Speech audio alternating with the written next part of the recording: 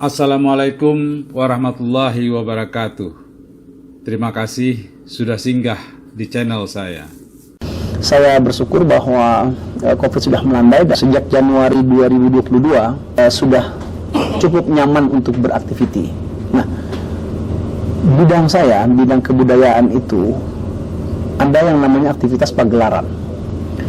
Pagelaran itu mengharuskan kerumunan orang sebagai audiens, sebagai penonton. Jadi ada pelaku seninya, ada penontonnya, ada panggungnya, ada stage-nya.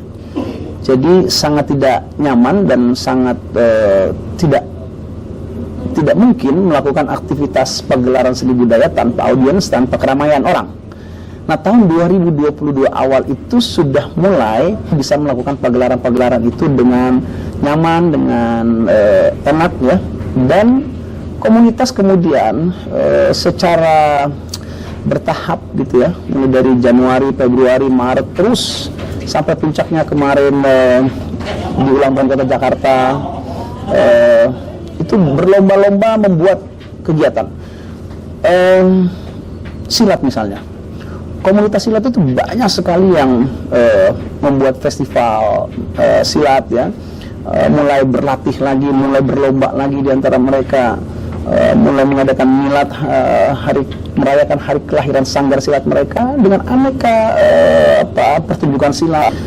Kemudian lenong juga, festival lenong sudah mulai juga jalan, banyak festival gambang kromong juga sudah jalan, festival ondel-ondel sudah jalan, festival band juga sudah jalan, tari juga sudah jalan semua.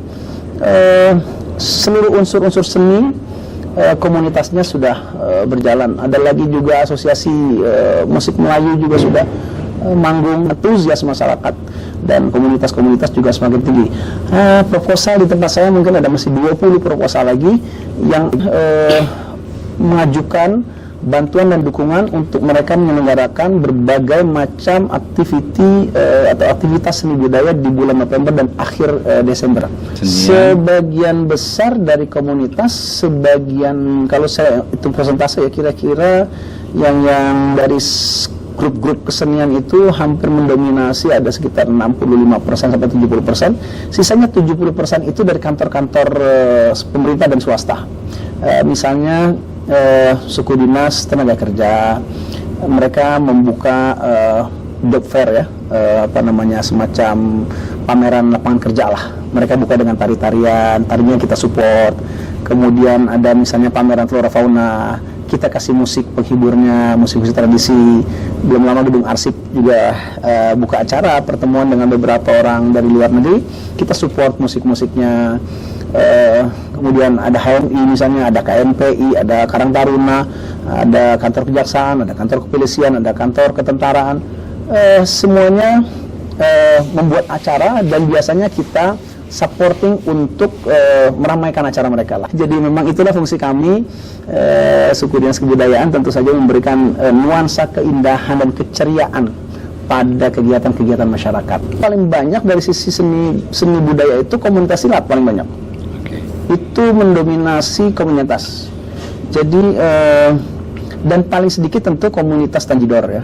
Itu paling sedikit karena memang pemain-pemainnya sudah langka, alat-alat mereka juga sudah, grup-grupnya nggak banyak lah. Kalau lenong masih ada di Jakarta Barat mungkin 10 sampai 20 paling banyak ya. Itu bergradasi ya, dari yang besar sampai yang kecil. Tari banyak, tetapi yang sangat masif itu silat. Jadi silat itu 200 lebih sanggar silat di Jakarta Barat dengan berbagai aliran, mulai dari cingkrik, beksi, seliwa, bahkan yang dari Minang juga baringin masuk juga, kemudian gedik, harimau putih, Kota Bambu Selatan, banyak nih. Saya mencatat lebih dari 40 jenis aliran silat Betawi yang luar biasa dan mereka antusias sekali. Saya selalu berpegang pada prinsip modernitas di dalam kehidupan, bahwa yang sifat tradisional tentu harus dijaga, tetapi menjaga saja tidak cukup, juga harus dikembangkan, divariasikan. Itu maka dalam silat ada istilah jurus dasar, ada jurus kembangan ya. Begitupun seluruh cabang seni, jangan terlalu ketat dengan pakem nggak apa-apa kita rawat, tetapi inovasilah, bergerak majulah. Saya memakai prinsip inovasi atau prinsip modernitas itu dari orang Arab yang mengatakan bahwa kebaruan atau inovasi itu harus memelihara yang lama, yang baik-baik, dan mengambil yang baru yang lebih baik. Al-akhzu biqadimis salih, ya, al-muhafadzah ala qadimis salih, wal akhdhu bil jadidil aslah.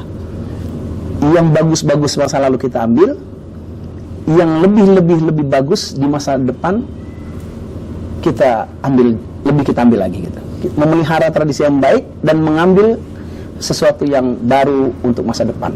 Itu prinsip modernitas atau modernisasi. Jadi janganlah kita hidup mundur ke belakang gitu. Jadi masa lalu bukan untuk masa lalu, masa lalu untuk masa depan. Itu yang menjadi bekal saya kepada teman-teman yang bergerak di bidang seni-seni tradisi. Anda jangan stuck, Anda jangan hanya melewat masa lalu, jangan hanya memelihara masa lalu, tapi juga mengambil inovasi-inovasi baru disesuaikan dengan kebutuhan zaman. Misalnya, saya berkali-kali bilang sama grup-grup Gambang Kromong, kalau you nyanyi di mall misalnya, jangan terlalu banyak lagu-lagu tahun 70 ke bawah. Orang nggak dengar.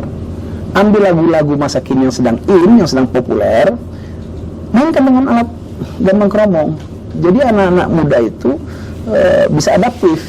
Gambang Kromong jadi masuk ke dunia milenial, dan itu bagian dari mempertahankan kita punya tradisi seni. Kalau tidak, semua akan ditinggal oleh masyarakat ya. Saya kira itu, dan soal bantuan saya kira hampir semua yang mengajukan proposal kita bantu, hanya besarannya variatif saja. Saya setiap tahun itu bikin festival Imlek pecinan di daerah Pinangsia. Kemudian di sana juga sekarang sudah di kawasan pecinan sudah ada gapura Chinatown, sudah diresmikan oleh Pak Gubernur beberapa waktu lalu, dan di sana menjadi China sentris. Seluruh aktiviti kebudayaan China itu di daerah Pinangsia, di Glodok sana, dan itu menjadi kawasan budaya yang disterilkan, yang dilindungi, dikonserv. Kemarin baru menangkan kampung budaya di tingkat nasional. Jadi kalau siapapun yang ingin menikmati seni budaya atau budaya Cina pada umumnya, silakan datang ke daerah Chinatown di daerah Pinangsia dan Glodok sana. Semuanya tersaji dengan baik di sana, dan saya selalu support. Kalau dari sisi seninya, kesenian mereka yang populer itu kan barongsai ya, lion atau liong itu. Kemudian ada lagi guzing kalau saya nggak salah itu. Ada lagi semacam tari-tarian China juga berkembang. Memang tentu saja berdasarkan pada area etnik itu berada. Jadi kalau Betawi tentu di luar itu, kalau di China di sekitar Pinangsia dan Glodok dan sekitarnya dirawat dengan baik di sana. Kita support juga di sana.